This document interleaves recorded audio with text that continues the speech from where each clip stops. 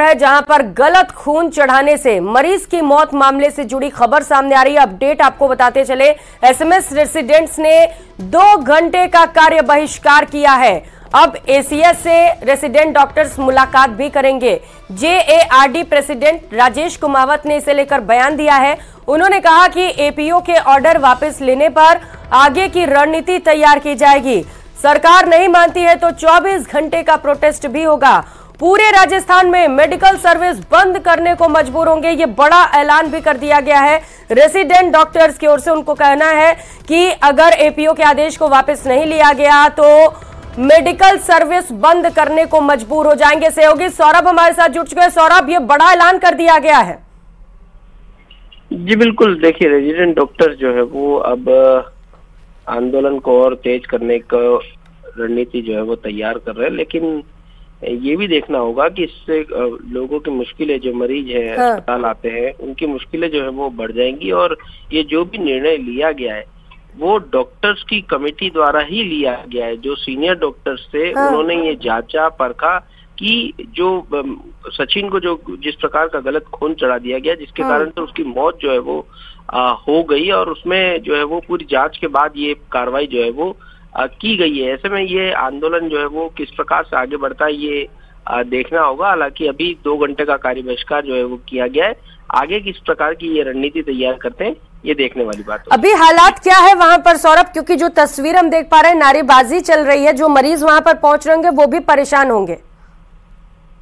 जी बिल्कुल, देखिए आज चूंकि छुट्टी का दिन है, आज 2 घंटे ही ओपीडी जो है वो रहती है और सीनियर डॉक्टर्स मोर्चे पे है, इसलिए ज्यादा मरीजों को दिक्कत नहीं होती। रेजिडेंट डॉक्टर जो है वो सीनियर डॉक्टर्स की मदद के लिए होते हैं, लेकिन अभी सीनियर डॉक्टर्स ने मोर्चा संभाल रखा है। अभी ऐसी कोई स्थिति नहीं है जिससे मरीजों को जो है वो ज्यादा कोई परेशानियों का सामना जो है वो करना पड़े। अब देखना होगा प्रशासन इस पूरे घटनाक्रम को किस प्रकार, कितनी सख्ती से जो है वो लेता है कि एक मरीज की मौत हो जाती है और उसके बाद इस प्रकार का आंदोलन किया जाना जो है वो कितना सही है, ये देखने वाली बात होगी। लेकिन अभी ये लोग एसीएस से मुलाकात करेंगे और उनके समक्ष भी अपनी बात रखेंगे। ठीक है सौरभ, आप नजर बनाए रखिए, देखना है कि क्या निष्कर्ष निकलता है पूरे मामले पर। बहुत शुक्रिया। 4 का बोलबाला लंबे समय से चला आ रहा है। टेंडर की निविदा से लेकर कर्मचारियों को मनमाने स्थान पर लगाने का मामला लंबे समय से चला आ रहा है।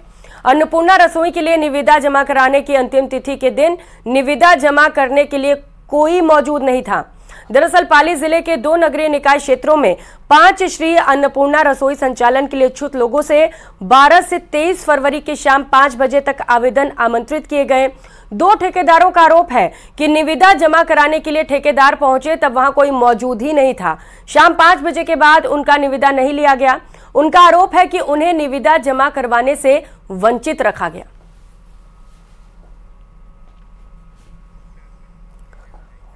बात बीकानेर की, जहां पर राज्य सरकार की 100 दिवसीय कार्य योजना के तहत शिक्षा निदेशालय में स्वच्छता अभियान और पौधारोपण कार्यक्रम आयोजित किया गया। माध्यमिक शिक्षा निदेशक ने अधिकारियों और कर्मचारियों के साथ निदेशालय में पार्कों में सफाई और पौधारोपण भी किया। निदेशक आशीष मोदी ने कहा कि प्रधानमंत्री और मुख्यमंत्री के स्वच्छता अभियान के तहत निदेशालय में भी सफाई अभियान की शुरुआत की गई है।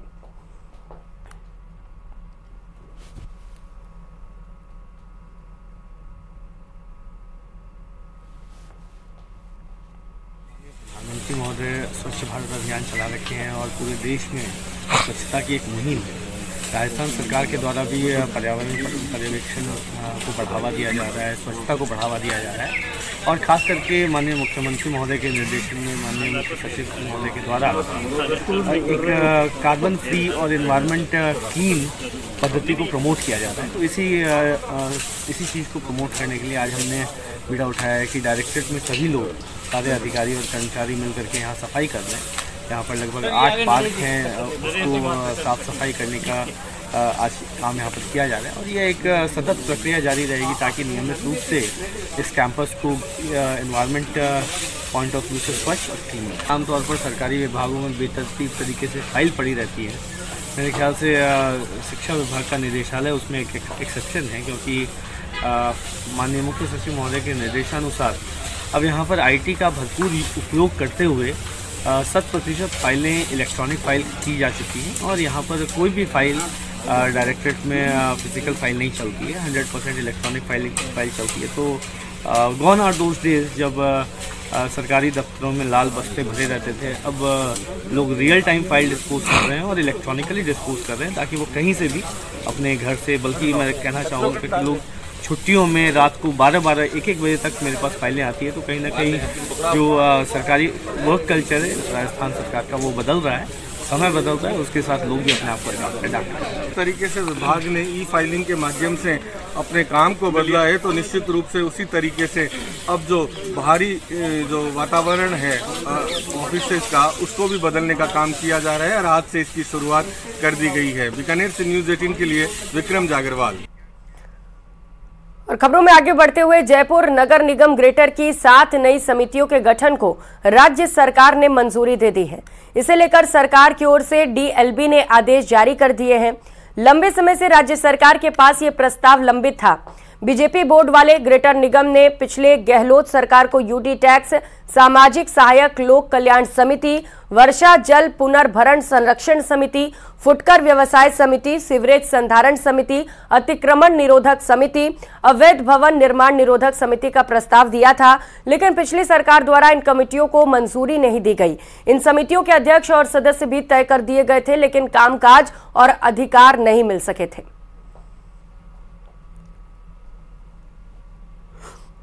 सरकार ने राजनीतिक दुर्भावना के तहत इन समितियों को अटकाए रखा, लेकिन मैं भजनलाल सरकार, माननीय यूडीएच मंत्री झाबरलाल जी खर्रा साहब और आदरणीय मेयर डॉक्टर सौम्या गुर्जर जी का धन्यवाद ज्ञापित करता हूं कि उन्होंने इन समितियों को जो है वो स्वीकृति आज राज्य सरकार ने दी है। मैं मानता हूं कि इन समितियों के जरिए जयपुर की जनता को 7 और जनप्रतिनिधि मिलेंगे उनकी सुनवाई करने के लिए, उनकी समस्याओं का समाधान करने के लिए। और जोधपुर जिले के रातनाडा थाना क्षेत्र में देर रात मंदिर तोड़ने का मामला सामने आया। जेसीबी बुलाकर मंदिर को तोड़ने की कोशिश की गई, हालांकि स्थानीय लोगों ने जेसीबी को रुकवा दिया। ये घटना तकरीबन 3 बजे की है। दरअसल कुछ लोग रात को 3 बजे जेसीबी लेकर पहुंचे और मंदिर तोड़ने की कोशिश करने लगे। वहीं शोरगुल सुनकर मोहल्ले के लोग एकत्रित हो गए और फिर जेसीबी को रुकवा दिया। घटना की जानकारी मिलने पर पुलिस भी मौके पर पहुंची। मंदिर तोड़ने के प्रयास की घटना को लेकर क्षेत्रवासियों में रोष का माहौल है। लोगों का कहना है कि आस्था के केंद्र के साथ कोताही बर्दाश्त नहीं करेंगे। तो ये मंदिर आप देख पा रहे हैं जिसे तोड़ने की कोशिश की गई। तकरीबन 3 बजे का वक्त भोर का, जब यहां पर जेसीबी लेकर कुछ लोग पहुंच गए और मंदिर को तोड़ने की कोशिश की गई। हालांकि जब लोग उठ गए, इसका विरोध किया गया तो लोग वहां से भाग गए। और खबरों में आगे बढ़ेंगे। प्रधानमंत्री नरेंद्र मोदी 26 फरवरी को अजमेर रेल मंडल के अजमेर सहित 6 अमृत भारत स्टेशन और 17 फ्लाईओवर तथा अंडरपास का शिलान्यास करेंगे। रेल मंडल प्रबंधक राजीव धनखड़ के मुताबिक अजमेर मंडल सहित उत्तर पश्चिम रेलवे में रेल विकास की विभिन्न परियोजनाओं के कार्य प्रगति पर हैं। इसी कड़ी में अजमेर मंडल के 6 स्टेशन को अमृत स्टेशन के रूप में विकसित किया जाएगा और 17 आरओबी और सब का शिलान्यास और लोकार्पण प्रधानमंत्री नरेंद्र मोदी द्वारा 26 फरवरी को किया जाएगा। बता दें कि अजमेर मंडल के 6 स्टेशन में अजमेर, ब्यावर, फतेहनगर, जवाई बांध, रानी और सोमेसर स्टेशन भी शामिल हैं, जिन्हें अमृत स्टेशन योजना के अंतर्गत विकसित किया जाएगा।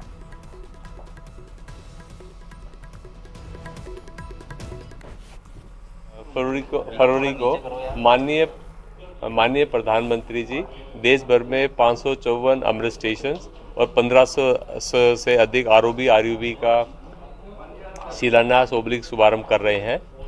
उसी सिलसिले में अजमेर मंडल के अंदर भी 6 अमृत स्टेशन और 17 आरओबी आरयूबी का फंक्शन होगा, जिसमें हर वेन्यू पर हम पब्लिक को बुला करके पब्लिक और स्कूल के बच्चों को मिला करके फंक्शन करेंगे। तो प्रधानमंत्री नरेंद्र मोदी ने 11 राज्यों में विश्व की सबसे बड़ी अन्न भंडारण योजना के पायलट प्रोजेक्ट का भी उद्घाटन किया। साथ ही 500 गोदामों का शिलान्यास किया। दिल्ली के भारत मंडपम में ई पैक्स से अन्न भंडारण तक कार्यक्रम का आयोजन हुआ। सहकारिता मंत्री अमित शाह ने इस कार्यक्रम में कहा कि प्रधानमंत्री बनने के बाद मोदी जी ने कार्यकर्ताओं की 70 साल पुरानी मांग पूरी कर अलग सहकारिता मंत्रालय बनाकर सहकारिता को नया जीवन दान दिया है। देश आजाद हुआ तब से देश भर के सहकारिता क्षेत्र के कार्यकर्ता अनेक पार्टियों की सरकारों के सामने अपना मांग रखते रहे कि सहकारिता के लिए एक अलग मंत्रालय की स्थापना हो, क्योंकि सहकारिता क्षेत्र को भी समय के साथ साथ बदलना बहुत जरूरी है। इसको रिलेवेंट भी रखना होगा, उसको मॉडर्नाइज भी करना होगा और उसके अंदर पारदर्शिता भी लानी पड़ेगी। परंतु सालों तक इस मांग को कोई एड्रेस नहीं करता था, कोई पूरी करने के लिए इस पर ध्यान भी नहीं देता था। जब नरेंद्र मोदी जी प्रधानमंत्री बने, इन्होंने 70 साल पुरानी मांग को समाप्त कर एक फुल फ्लेज सहकारिता मंत्रालय की स्थापना। और मुझे कहते हुए गौरव है कि एक ज्वाइंट सेक्रेटरी के तत्वाधान में चलता हुआ सहकारिता मंत्रालय आज फुल फ्लेज मंत्रालय बनने के बाद 35 महीनों में लगभग 54 से ज्यादा इनिशिएटिव लेकर पैक्स से लेकर एपेक्स तक और सहकारिता क्षेत्र के हर आयाम में एक नई शुरुआत कर नए जोश के साथ आज आगे बढ़ रहा है। और मुझे पूरा विश्वास है कि सहकारिता क्षेत्र को लगभग 125 साल के बाद प्रधानमंत्री जी के इस फैसले से एक नया जीवन मिला है और अब इस निर्णय के कारण और 125 साल तक सहकारिता आंदोलन इस देश की सेवा करेगा, इसका मुझे विश्वास है।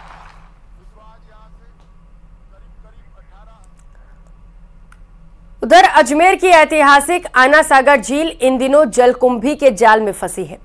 अजमेर नगर निगम के लिए इसे साफ करना टेढ़ी खीर साबित हो रहा है। ये रिपोर्ट देखिए।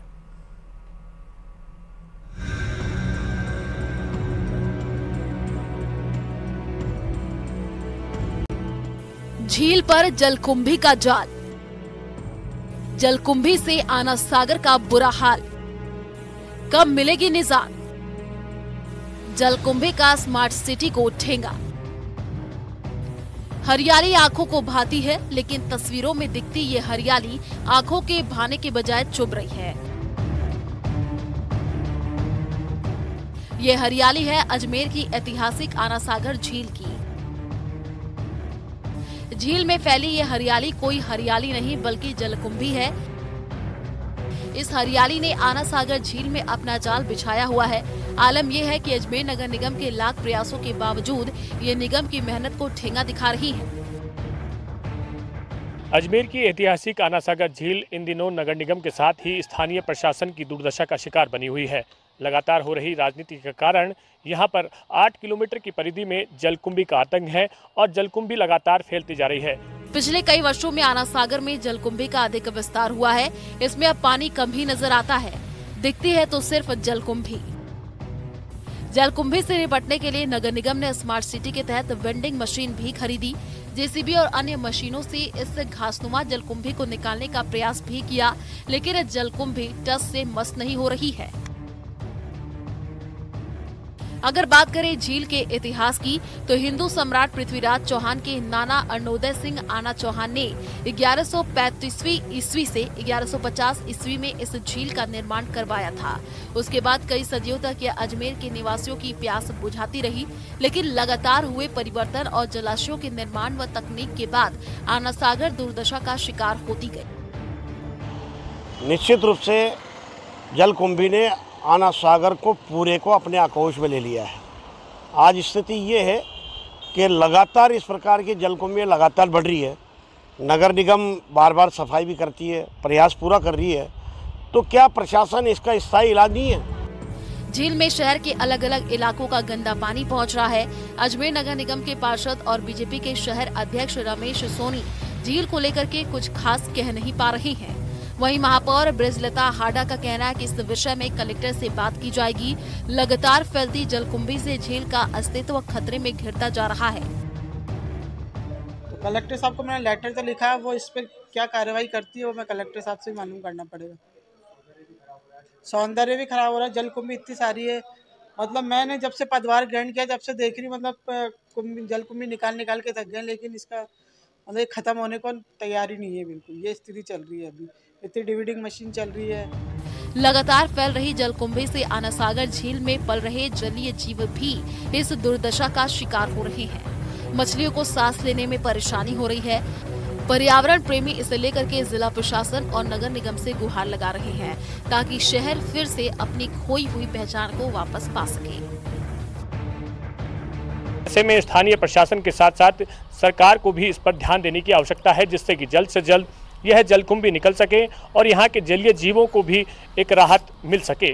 कैमरा पर्सन कोलजल सेन के साथ अशोक सिंह, न्यूज़ 18 अजमेर। इस बुलेटिन